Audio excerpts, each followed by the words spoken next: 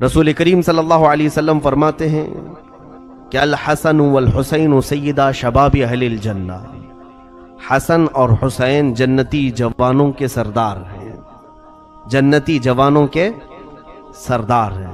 اس لفظ میں بعض لوگ یہ سمجھتے ہیں کہ شاید وہ جوانوں کے ہی سردار ہوں گے، بوڑھوں کے نہیں، بچوں کے نہیں، بوڑھوں کے اور بچوں کے سردار نہیں، صرف جوانوں کے سردار ہوں گے۔ لوگ یہاں دھوکہ نہ کھائیں، اس لیے کہ حدیث پاک میں ہے جنت میں نہ کوئی بچہ جائے گا نہ بوڑھا جائے گا، جو بھی داخل ہوگا وہ جوان ہو کے جائے گا۔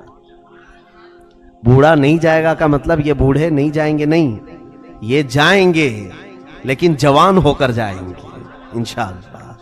جس کو بھی رب تبارک و تعالی جنت میں داخل کرے گا، چاہے وہ 100 سال کی عمر میں وفات پایا ہو، لیکن جنت میں جانے کے وقت ان کی عمر اکثر بزرگوں نے فرمایا ہے 33 سال کے قریب کی ہوگی۔ یعنی دنیا میں تم خواہش کرتے رہ جاؤ، کبھی بڑھاپے سے جوانی نہیں آئے گی، لیکن جنتی کو مولا تعالیٰ مفت میں جوانی عطا کرے گا۔ اور اس اعتبار سے بچے بھی جوان ہو جائیں گے، بوڑھے بھی جوان ہو جائیں گے، تو جنت میں جانے والے سب کون رہیں گے؟ سارے جوان جنتی، سارے جنتی جوان ہی ہوں گے۔ اس اعتبار سے حضور صلی اللہ علیہ وسلم کا یہ فرمانا سیدہ شباب اہل الجنہ، حسن اور حسین جنتی جوانوں کے سردار، اس کا مطلب یہ ہوا کہ کل جنتیوں کے سردار ہیں، کل جنتیوں کے سردار امام حسن اور امام حسین رضی اللہ تعالیٰ عنہما۔ اور میرے آقا صلی اللہ علیہ وسلم نے فرمایا ہے ہما ریحانتی فی الجنہ، حضور صلی اللہ تعالیٰ علیہ وسلم نے ان کے متعلق فرمایا کہ حسن اور حسین میرے لیے جنت کے 2 پھول ہیں۔ اکثر میرے آقا صلی اللہ تعالیٰ علیہ وسلم انہیں سونگھا کرتے تھے، کبھی ان کی گردن کے پاس، کبھی ان کے رخساروں پر، کبھی پیشانی پر۔ اللہ کے حبیب صلی اللہ علیہ وسلم اپنے لبھائے مبارک رکھتے تھے۔ بوسہ دینا تو ہم سب جانتے ہیں، لیکن صحابہ کہتے ہیں حضور صلی اللہ علیہ وسلم ان کو سونگھا کرتے تھے۔ تو بعض صحابہ نے پوچھا کہ بچوں کو چومنا، بوسہ دینا تو ہم دیکھتے ہیں، آپ ان بچوں کو سونگھتے ہیں؟ رسول کریم صلی اللہ علیہ وسلم نے فرمایا یہ دونوں شہزادے جنت کے پھول ہیں، جنت کی خوشبو ان کے اندر سے آتی ہے۔ ان حسین شہزادوں کو میرے آقا صلی اللہ تعالیٰ علیہ وسلم ہمیشہ اس طرح سے صحابہ میں بیان کرتے رہے کہ اکثر صحابہ فرماتے ہیں کہ حضور صلی اللہ علیہ وسلم جب مسجد نبوی میں داخل ہوتے، ایک مرتبہ ایک صحابی نے دیکھا کہ حضور پورا بہت ہی کھلا قسم کا جبہ پہنے ہوئے ہیں یا اوپر چادر ڈالے ہوئے ہیں، اور جسم کے اندر بہت موٹی کوئی چیز چھپی ہوئی ہے۔ ٹھنڈیوں کے دن تھے، صحابہ اکرام نے پوچھا یا رسول اللہ صلی اللہ علیہ وسلم کون سی چیز آپ اپنے اندر لیے ہوئے ہیں؟ رسول کریم صلی اللہ علیہ وسلم نے جبہ جب ہٹایا تو دونوں شہزادے اندر تھے، ہمیشہ سینے سے لگا کر کے رکھا۔ مشکات نبوت ہے وہ سینہ رسول پاک کا، جہاں اللہ کا کلام اترا کرتا تھا، اس قلب رسول سے کبھی حسن کان لگائے ہوتے، کبھی حسین کان لگائے ہوتے۔ تو رسول پاک صلی اللہ تعالیٰ علیہ وسلم کتنی دیر تک اپنی زبان مبارکہ ان شہزادوں کے منہ میں رکھتے تھے۔ اکثر حضرت فاطمہ فرماتی ہیں کہ کبھی بھوک کی شدت ہمارے گھر میں ہوتی، فاقہ ہوتا، تو میں دونوں شہزادوں کو لے کر کے حضور کے گود میں دے آتی۔ رسول کریم صلی اللہ تعالیٰ علیہ وسلم ان دونوں شہزادوں کے منہ میں اپنی زبان رکھتے، پھر بچے رونا بھی بند کرتے، کبھی کوئی چیز کھانے کی یا پینے کی طلب نہ کرتے۔ کیسے طلب کریں گے؟ ساری دنیا کا خزانہ جو وہ اپنے لبوں سے چوس رہے ہوں۔ سیدنا امام حسن اور امام حسین رضی اللہ تعالیٰ عنہ کو جو نسبتیں حاصل ہوئیں، میں کہتا ہوں پوری دنیا میں کسی کو ایسی نسبتیں حاصل نہیں ہوئی۔ انبیاء کرام علیہ السلام کے بعد رسول کریم صلی اللہ تعالیٰ علیہ وسلم کے گھر والوں سے جس طرح سے حسن و حسین کو نسبتیں حاصل ہیں، ماں کے متعلق میرے آقا نے فرمایا جنتی عورتوں کی سردار ہے۔ باپ کے لیے کہا کہ میں جس کا مولا ہوں اس کا یہ مولا ہے۔ باپ جب پوری کائنات کا مولا، ماں پورے جنتی عورتوں کی سردار، اور خود ان کو اللہ کے حبیب نے جنتی جوانوں کا سردار کہا۔ نانا سید الانبیاء ہیں، کون سی فضیلت ان کی زندگی میں نہیں ہے، کون سی نسبت نہیں ہے؟ اس سے بڑھ کر ان کو نسبتیں اور کیا چاہیے؟ حتیٰ کہ رسول کریم صلی اللہ تعالیٰ علیہ وسلم ایک مرتبہ مدینہ طیبہ کی گلیوں میں حسن و حسین کو کندھوں پر بٹھائے تشریف لے جا رہے تھے، دونوں کندھے پر سوار تھے۔ ایک صحابی کہتے ہیں ہم نے دیکھا تو مسکرائے کہ اللہ کے حبیب صلی اللہ علیہ وسلم کے دوش نبوت پر یہ شہزادے سوار ہو کر جا رہے ہیں۔ صحابہ نے پکار کر کے کہا اے شہزادو، کتنی اچھی سواری تم نے پائی ہے، کتنی اچھی سواری پائی ہے۔ رسول کریم صلی اللہ تعالی علیہ وسلم نے مڑ کر کے ان سے کہا اے لوگوں، صرف سواری کو دیکھ رہے ہو، یہ بھی تو کہو کہ سوار بھی کتنے اچھے ہیں۔ اللہ کے حبیب صلی اللہ علیہ وسلم اپنی تعریف کے ساتھ اپنے شہزادوں کی تعریف کو پسند فرمایا کرتے تھے، اور میرے آقا صلی اللہ تعالی علیہ وسلم ان کے لیے بے قرار بھی ہوا کرتے تھے۔ اکثر ایسا ہوا ہے کہ سیدہ زہرا فرماتی ہیں ایک مرتبہ حسن و حسین گم ہو گئے، مل ہی نہیں رہے تھے، میں گھبرائی ہوئی تھی، پریشان تھی، رسول کریم صلی اللہ تعالی علیہ وسلم کے پاس دوڑ کر آئی، کہا کہ حسن و حسین صبح سے نہیں نظر آ رہے۔ اللہ کے حبیب صلی اللہ علیہ وسلم نے بڑی اطمینان کا اظہار کیا، کہا کہ میرے ان دو بچوں کو ابھی کچھ نہیں ہوگا، کوئی کچھ گزن نہیں پہنچائے گا۔ خود اٹھے اور چلتے ہوئے ایک مدینہ طیبہ کے قریب درخت کے پاس گئے تو فرماتے ہیں حضرت فاطمہ زہرا رضی اللہ تعالیٰ عنہا، دونوں بچے آرام سے سوئے ہوئے ہیں اور دو فرشتے ان پر پروں سے سایہ کیے ہوئے ہیں۔ وہ بچپن سے فرشتوں کی چھاؤں میں سونے والے، جن کے گھر میں جبرائیل بے اجازت نہ آئیں، ان کی نسبتوں کو، ان کی سعادتوں کو، ان کی فضیلتوں کو بھلا دنیا میں کون بیان کر سکے گا؟ کس زبان سے ہو بیان مدح خان اہل بیت؟ میرے عزیزوں، رسول کریم صلی اللہ تعالی علیہ وسلم کے ان شہزادوں کی فضیلت اس سے اندازہ کریں آپ۔ ایک مرتبہ حسن و حسین دونوں گھر میں ہیں، رسول کریم صلی اللہ تعالی علیہ وسلم بچوں کو کھلاتے بھی تھے اکثر، یہاں تک کہ اکثر ایسا دیکھا گیا ہے کہ صحابہ فرماتے ہیں نمازوں کے اوقات میں بھی حسن و حسین کو اپنے مصلی کے قریب بٹھایا کرتے۔ جب رسول پاک صلی اللہ علیہ وسلم خطبہ دے رہے ہوتے، دونوں شہزادے ایک ایک پاؤں پکڑ کر کے بیٹھے ہوتے تھے۔ حضور کے خطبہ دینے کے وقت دونوں شہزادے حضور کے قدموں کو پکڑ کر بیٹھے رہتے تھے ممبر پر۔ ایک مرتبہ حسن و حسین رضی اللہ تعالیٰ عنہ، چھوٹی سی عمر ہے، ان کی عمر 2.5 سال 3 سال کے قریب ہوگی، دونوں کھیل رہے ہیں گھر میں، اور رسول کریم صلی اللہ علیہ وسلم تشریف لائے اور کہا چلو آج ہم تمہاری کشتی کرواتے ہیں، دیکھتے ہیں کہ کون جیتتا ہے، کون کس کو گراتا ہے۔ حسن و حسین رضی اللہ تعالیٰ عنہ دونوں کی کشتی لگائی گئی۔ امام حسن مجتبی عمر میں بڑے ہیں اور امام حسین چھوٹے ہیں۔ حضور صلی اللہ تعالیٰ علیہ وسلم جب کشتی ان کو لڑا رہے تھے تو امام حسن کی سائیڈ لے رہے تھے، امام حسن کی سائیڈ، وہ بڑے ہیں اور کہہ رہے تھے حسن حسین کو یہاں سے پکڑو، حسین کو ادھر سے پکڑو۔ یہ باتیں دیکھ کر کے فاطمہ زہرا رضی اللہ تعالیٰ عنہا قریب آئی، کہا ابا جان یہ کیسا معاملہ ہے، آپ بڑے کی سائیڈ لے رہے ہیں، حسین چھوٹے ہیں عمر میں، عموماً لوگ چھوٹوں کا ساتھ دیتے ہیں، گھر میں کھلاتے بھی ہیں تو چھوٹوں کی طرف اور ان کے سائیڈ میں بات کرتے ہیں۔ حضرت فاطمہ سے رسول پاک نے فرمایا فاطمہ تم نہیں دیکھ رہی، میں ادھر سے حسن کی سپورٹنگ کر رہا ہوں اگرچہ، لیکن ادھر حسین کو جبرائیل تھامے ہوئے ہیں، ادھر جبرائیل حسین سے کہہ رہے ہیں کہ حسین ادھر پکڑو ادھر پکڑو۔ وہ گھرانہ کیسا ہوگا جہاں سید الانبیاء ایک شہزادے کو تھامے اور سید الملائکہ دوسرے شہزادے کو تھامے؟ دنیا نے ایسا کوئی گھر دیکھا ہوگا آج تک؟ دنیا نے آج تک ایسا کوئی گھرانہ دیکھا ہو؟ اور ان دونوں شہزادوں کی دل آزاری مولا کو بھی پسند نہیں تھی، رب ذوالجلال ان دونوں شہزادوں کی دل آزاری کو پسند نہیں فرمایا۔ اس کی بھی ایک روایت ہمیں ملتی ہے، یہ دونوں شہزادے اپنی اپنی تختیوں میں لکھ کر کے لائے، اچھی تحریر کس کی ہے دیکھنے کے لیے۔ وہ جگہ آج بھی مدینہ طیبہ میں زیارتوں کے لیے دکھاتے ہیں کہ ان کا مسابقہ ہوا تھا، کمپٹیشن ہوا تھا، امام حسن اور امام حسین نے تختیوں پر اپنے ہاتھوں سے کچھ لکھا، سیدہ کے پاس آئے اور کہنے لگے امی بتائیں میری تحریر اچھی ہے، میری رائٹنگ اچھی ہے کہ ان کی رائٹنگ اچھی ہے؟ ماں نے دونوں شہزادوں کو دیکھا، دونوں شہزادوں میں کسی ایک کی اچھی بولوں دوسرے کا دل ٹوٹ جائے گا، کسی کے بھی متعلق کہوں۔ انہوں نے کہا کہ یہ فیصلہ اپنے ابا سے کروا لو علی مرتضیٰ کے پاس۔ دونوں شہزادے وہاں آئے، حضرت علی سے پوچھا تو انہوں نے دیکھا دونوں شہزادوں کو، کس کی اچھی کہوں؟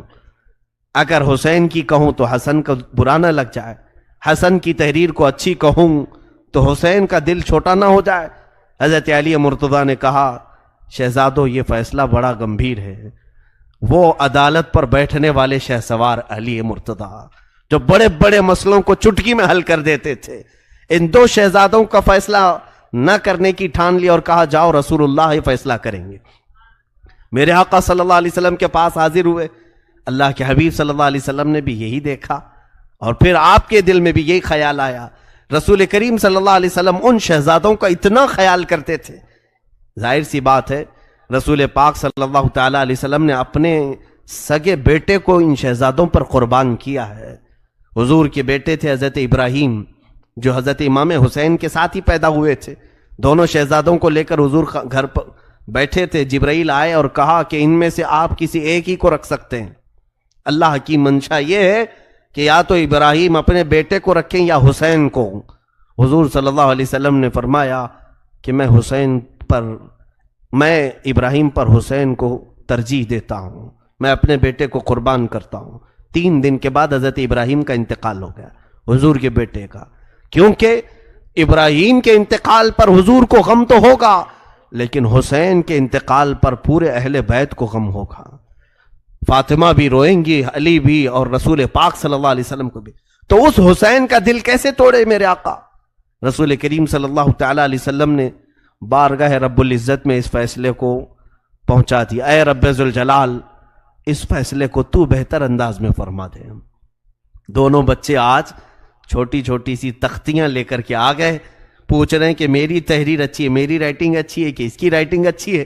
رسول خدا صلی اللہ علیہ وسلم نے بھی اس وقت ان دونوں کے لیے کسی ایک کا فیصلہ نہیں فرمایا. کہا شہزادوں رکو، میں اللہ کے حضور اس مسئلے کو اٹھاتا ہوں. رب تبارک و تعالیٰ کے حضور جب یہ سوال ہوا، اللہ عز و جل نے جبرائیل امین سے کہا اے جبرائیل جنت سے ایک سیب لے جاؤ، اوپر سے گراؤ، جس کی تختی پر گر جائے اس کی تحریر اچھی ہے. کیا یہ فیصلہ منظور ہے؟ سب منظور ہے. وہاں فاطمہ بھی تھیں، علی مرتضیٰ بھی تھے، رسول پاک صلی اللہ علیہ وسلم بھی. وہ جگہ مدینہ طیبہ میں آج بھی ہے، کھلا سا میدان ہے. دونوں تختیاں لے کر کھڑے تھے. جبرائیل امین جنت سے ایک سیب لائے، اوپر سے گرایا. میرے خدا ذوالجلال کی شان یہ ہے کہ سیب 2 ٹکڑوں میں بدلا، آدھا اس تختی پر آدھا اس تختی پر گرا. مولا کو بھی یہ منظور نہیں تھا کہ کسی ایک کا دل ٹوٹے.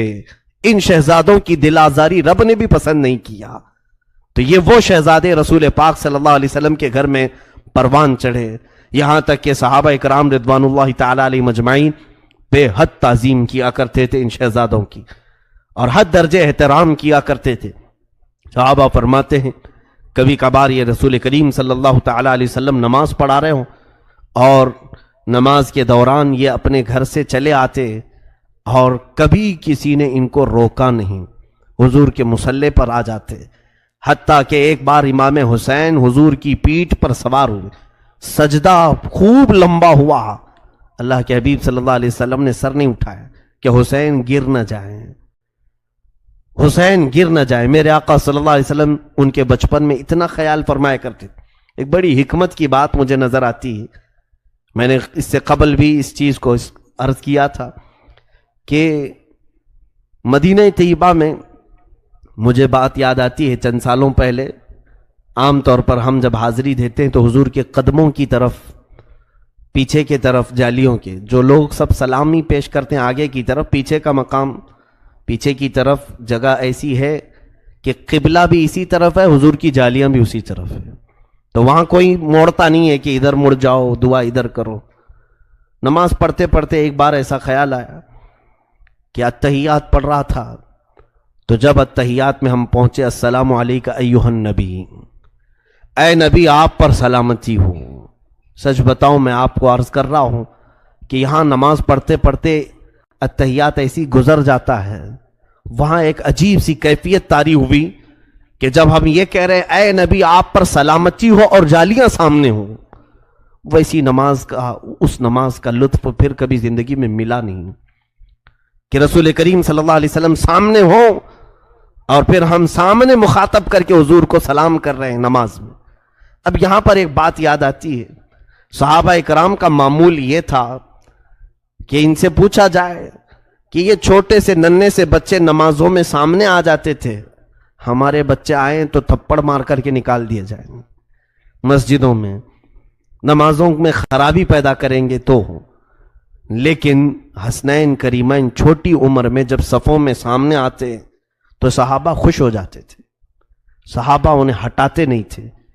بعض بزرگوں نے لکھا وجہ یہ ہے کہ وہ صحابہ کا معمول یہ تھا کہ جب اتحیات پڑھتے السلام علیکہ ایھا النبی، ہے نا اتحیات میں السلام علیکہ ایھا النبی، اے نبی آپ پر سلامتی ہو ورحمت اللہ وبرکاتہ، اور اللہ کی رحمتیں اور برکتیں ہو، تو صحابہ سر اٹھا کر مصلی کی طرف دیکھتے اور نبی کونین امام ہوا کرتے، سامنے میرے آقا حاضر ہوا کرتے، اور جب اتحیات کے بعد درود ابراہیمی پڑھتے اللہم صلی علی محمد، اے اللہ درود بھیج محمد صلی اللہ علیہ وسلم پر، اور اس کے بعد کیا لفظ آتا ہے وَعَلَىٰ آلِ سیدنا محمد، اور ہمارے آقا محمد صلی اللہ علیہ وسلم کی آل پر درود بھیج، تو صحابہ کا معمول یہ ہوتا کہ جب آل کا لفظ آتا تو حسنین کریمین کی طرف دیکھا کرتے، سلام پیش کرنا ہو تو نبی کی طرف اور درود بھیجنا ہو آل کی طرف تو حسنین کو دیکھا کرتے۔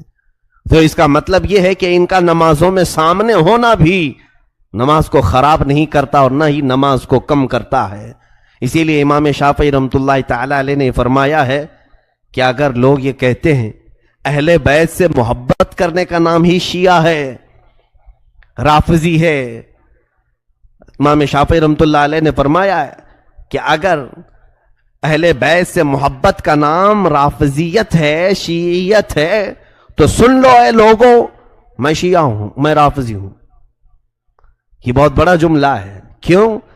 صرف اہل بیت سے محبت کا نام شیعہ نہیں ہے، رافضی نہیں ہے، بلکہ امام شافعی رحمۃ اللہ علیہ نے فرمایا کہ اہل بیت وہ ہیں کہ ان کی فضیلت قرآن میں اتری ہے اور ان پر درود بھیجے بغیر نماز کمپلیٹ نہیں ہوتی، نماز مکمل نہیں ہوتی ہے۔ رسول کریم صلی اللہ تعالی علیہ وسلم کے گھر والوں کو عام گھر والوں کی طرح نہ سمجھیں۔ اللہ کے حبیب صلی اللہ علیہ وسلم نے فرمایا الا ان مثل اہل بیتی کمثل سفینۃ نوح من رکبها نجا ومن تخلف عنها ہلک۔ اللہ کے حبیب صلی اللہ علیہ وسلم فرماتے ہیں میرے اہل بیت نوح علیہ السلام کی کشتی کی طرح ہیں، جو اس میں سوار ہوا وہ نجات پایا اور جو پیچھے رہ گیا وہ ہلاک ہو گیا۔ جو دامان اہل بیت تھاما رہا انشاءاللہ وہ سرخرو رہے گا، سرفراز رہے گا، کامیاب رہے گا، اور جو ان سے پیچھے ہوا یا ان کی دشمنی کیا، ان سے بغض و نفرت کیا، وہ ہلاک ہو جائے گا۔ حضور نے فرمایا میرے اہل بیت کی مثال کس کی طرح ہے؟ نوح علیہ السلام کی کشتی کی طرح ہے، یہ کشتی نوح کی مانند ہیں۔ رسول کریم صلی اللہ تعالی علیہ وسلم کی یہ عطرت ہیں، میرے آقا نے ہم سب کو عطا کیا ہوا یہ گھرانہ ہے۔ اسی لیے ہمارے امام اہل سنت فاضل بریلوی رحمۃ اللہ تعالی علیہ نے اسی گھرانے کے متعلق یہ فرمایا تھا یا رسول اللہ تیری نسل پاک میں ہے بچہ بچہ نور کا، تو ہے عین نور، تیرا سب گھرانہ نور کا۔ یقیناً وہ نور کا گھرانہ ہے۔ اہل بیت کی گستاخی کفر تک لے جاتی ہے۔ رسول اللہ کی آل اور ان کی اولاد کی بے حرمتی انسان کو غارت کرتی، تباہ کرتی، اور میرے آقا صلی اللہ تعالی علیہ وسلم ناراض ہوتے ہیں۔ یہاں تک کہ بزرگوں نے فرمایا اہل بیت میں اگر کوئی عمل کی خرابی بھی دیکھو تو اس سے اچھی طرح سے اصلاح کی کوشش کرو، لیکن ان کی بے حرمتی نہ کرو، کیونکہ نسب تو باقی ہے۔ جب تک یا لوگوں کی طرف سے ہو یا اہل بیت سے محبت کرنے والے معتدل لوگوں کی طرف سے ہو، لیکن حسین کا نام ہر کوئی وہاں پر لیتا ہے۔